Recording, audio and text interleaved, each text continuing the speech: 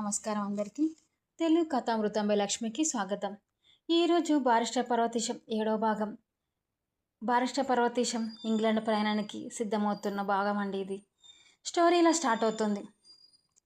నర్సాపురం దగ్గర మొగల్తూరు మా కాపుర స్థలం. మా ఇంటి పేరు వేములవారు. నా పేరు పర్వతీశం.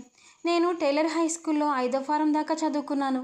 1-2 ఏళ్ళు ఆ క్లాస్లోనే కొన్ని కారణాల చేత గడపవలసి వచ్చింది. ఆ పిమ్మట ఇక్కడ పాఠశాలలో విద్య ఏమీ బాగుంది కాదని, ఉపాధ్యాయులకు తాము చెప్పే సంగతులేమిటో అవగాహన కావడం లేదని నా అభిప్రాయము. అందుచేత వృధాగా ధనవ్యయము, కాలవ్యయము, కాలయాపన ఎందుకని నేనే చదువు మానేసి మా పెద్దలు సంపాదించిన ఆస్తి కొంత ఉన్నది గనుక సుఖంగా ఇంటి దగ్గర కూర్చొని దేశ కాల వైపరీత్యాల గురించి ఆలోచిస్తూ ఉండేవాడిని.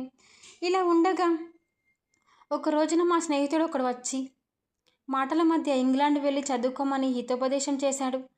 అతడు వెళ్ళిపోయిన తర్వాత ఇంగ్లాండ్ ప్రయాణం గురించి చాలాసేపు ఆలోచించి అందులో మంచి చెడ్డలు, కష్టసుఖాలు నాలో నేనే తర్కించుకొని అన్ని విధముల చేతను దేశాటన చేసుకురమని, పైగా మన అధికారులు దేశము వెళ్ళి వాళ్ళ ఆచార వ్యవహారాలు చూసి గుట్టుమట్టు తెలుసుకుంటే స్వరాజ్య సంపాదనకు వీలుగా ఉంటుందని ఆలోచించి అక్కడికి వెళ్ళి బారిస్టర్ చదువుదామని నిశ్చయం చేసుకున్నాను. మా తండ్రి వ్యవసాయదారుడు, ఏమీ చదువుకున్నవాడు కాదు, వట్టి అనాగరికుడు. అందుచేత ఇటువంటి విషయములు ఆయనతో చెబితే దీని సారస్యం గ్రహించలేడని ఆయనతో చెప్పకుండానే ఒక స్నేహితుడి దగ్గర కొంత సొమ్ము బదిలిపుచ్చుకొని నర్సాపురం వెళ్ళి 4 రోజుల్లో వస్తానని ఇంటి దగ్గర చెప్పి బయలుదేరాను. ఇంగ్లాండ్ ప్రయాణం అని చిన్నప్పుడు పుస్తకాలలో చదివిన పాఠముల వల్ల, తర్వాత అది చదివిన భగోళ శాస్త్రముల వల్ల ఆ దేశానికి వెళ్ళే మార్గము నాకు తెలుసును. కానీ ఇక్కడికి తీసుకుని వెళ్ళవలసిన సాధన సామాగ్రి ఏమిటో, అక్కడ ఎలా నడుచుకోవాలో తెలుసుకుందామంటే చెప్పడానికి ఎరిగి ఉన్న వాళ్ళు ఎవరూ లేకపోయినారు. నర్సాపురంలో ఉన్న దొరలు ఎవరినైనా అడుగుదామని అంటే నా అజ్ఞానాన్ని చూసి నవ్వుతారేమోనని వాళ్ళు ఎవరూ లేకపోయినా నర్సాపురంలో ఉన్న వాళ్ళని అడగడం మానేసి నా సహజ సూక్ష్మబుద్ధి ఇంకా కావలసినవి త్రోవలోనో అక్కడికి వెళ్ళిన తర్వాతనో కొనుక్కోవచ్చుననుకున్నాను. అందుకని అనవసరంగా విశేషంగా డబ్బు ఇక్కడ ఖర్చు పెట్టకూడదనుకొని సూక్ష్మంలో తేల్చవచ్చునని కావలసినవేమిటా అని జాగ్రత్తగా ఆలోచించాను. ఎంతసేపు ఆలోచించినా సరిగ్గా ఏమీ తోచలేదు. ఏదో ఒక చివరి నుంచి ఆరంభిస్తే కావలసినవన్నీ తేలుతవి కదా అనుకున్నాను. అందుకని నిద్ర లేవడంతో కావలసిన సామాన్లు జాబితా వ్రాసుకున్నాను.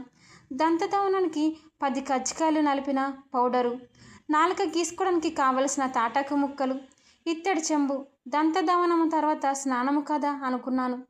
అందుకు అవసరమని అన్ని, ఒళ్ళు తుడుచుకోవడానికి 2 అంగవస్త్రములు, స్నానము తర్వాత తలకు రాసుకోవడానికి సీసాలో పోసిన కొంచెము నూనె, తల దువ్వుకోవడానికి దేశవాళీ దువ్వెన, బొట్టు పెట్టుకోవడానికి కొబ్బరి చిప్పలో కొంచెము జావుదు,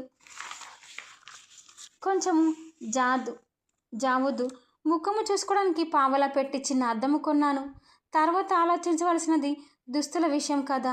అందుకు నాకు అవసరమని తోచినవి 4 టీషర్ట్లు, 2 టైలు, 2 మేజోల జతలు, నూలువి అవి, 3.5 బూట్ల జోడ్లు. అక్కడ సూట్లు అవసరమని గనుక చలిదేశం కనుక 15 రూపాయలు ఖర్చు పెట్టిన గుడ్డ కొంచెం బాగుండడం చేత కుట్టువాడు తన అవసరానికి కొంత మిగుల్చుకోవడం వల్ల నాకు చాలకుండా తయారైన సాక్సులు, సూట్లు.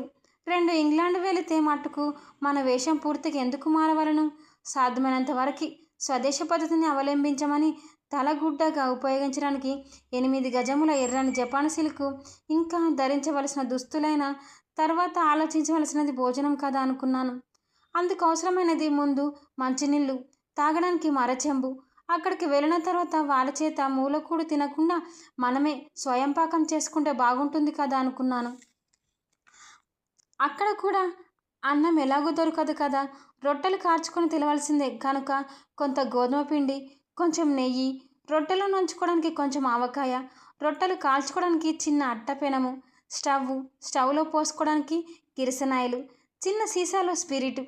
భోజన సామాగ్రి అయిన తర్వాత పడకకు కావలసిన సామాన్లను గురించి ఆలోచించాను. వెళ్ళేది చలిదేశం కదా, కింద పడుకోవడానికి కష్టంగా ఉంటుందని నరసరావుపేట మడత మంచము, దాని మీద పక్కకి నేను మామూలుగా ఉపయోగించుకునే బొంత, ఇంట్లో కుట్టినది కప్పుకోవడానికి నారింజ రంగు పండు శాలువా, ఇది బాగుంటుందని నాకు తోచి ఇలా అన్నీ సిద్ధం చేసుకున్నాను.